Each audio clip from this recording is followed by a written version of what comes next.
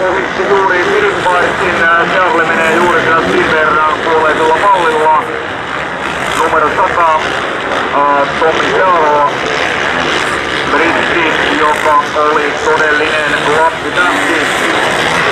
Sitten ihan aikuisella aivan sitten kuitenkaan ole noussut sellaiseen loistoon kuin esimerkiksi Antonio Kairoli, joka Kairoli on vetänyt sellaisen 5 sekunnin etumatkaan kakkospaikan Clementien alleen. Ja se oli vähän sellainen epäkairolimainen blockbusting tuossa erässä numero 12 Clemente Desalle piirikaveri tuolta Rockstar Energy Jusukilta on heitetty alaspäin ja en tiedä mikä toivoisia vaivaa, mutta kierrosia peittelee koko ajan.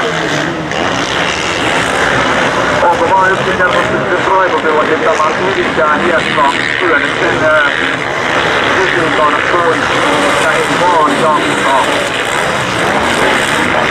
Ja sopivasti kierrosohittajat on nyt odottaneet Varkanin peliä ja hän on pikkasen pudonnut tuosta Sereberin perässä.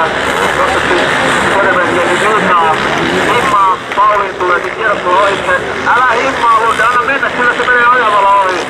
Oma linja ja anahraa.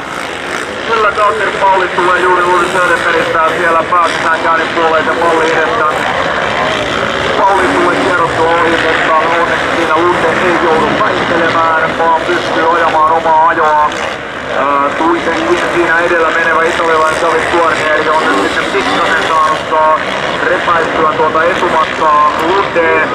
Seuraavana kierroksella ohittajana on Lunden takana. Siellä on 7 etenevää. Numero 777. Itänaapurin mies Evgeni Bobryshev.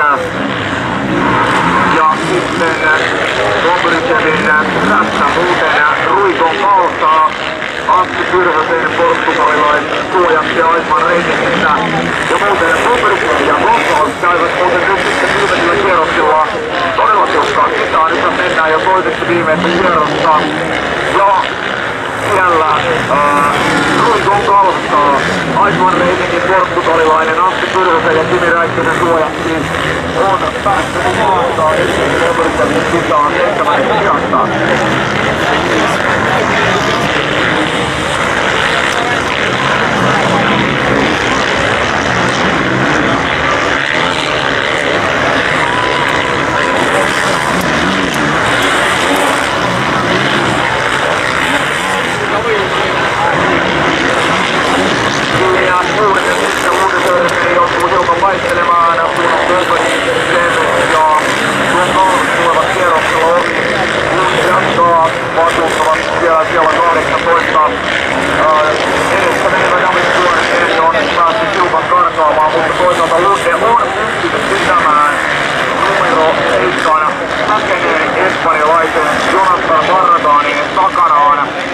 Varratanilla tosiaan tätä M-sarjan kokemusta on vuoden 10-15 vuotta.